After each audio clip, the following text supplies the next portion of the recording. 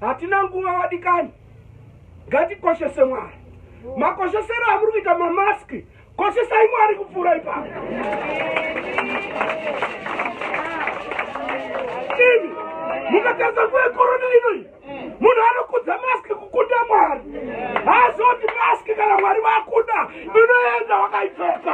Haina basa. Kana Mwari vati nguva yakwana. Wangayebve maski kana hauna. Kudza Mwari. Matendesero amunoita maoko. Imi ndakaona unochigeza. Uchigeza sanitizer. Sanitizer mwoyo. Kwete maoko. Nguva yatina yotikana. Ngati sanitizer ikoyo. Mwoyo ngaugezwe.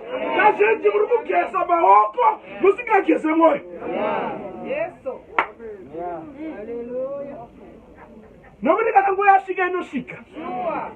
Weza une maski kana hauna. Isu apo tozongopengera kuti kumanikidzwa hatisvidei. Chatinoda iropa raJesu. Ndozoringana ndine ropa raJesu ndakakwana.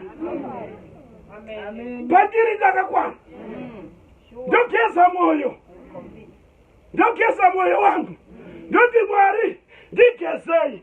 Ndikuonei ndikudei. Ndine vamwe sekuda kwamunondiita. Ndifarire vamwe. Ndinamate nevamwe. Ndirakidze rudo. Ndo zvinokosha.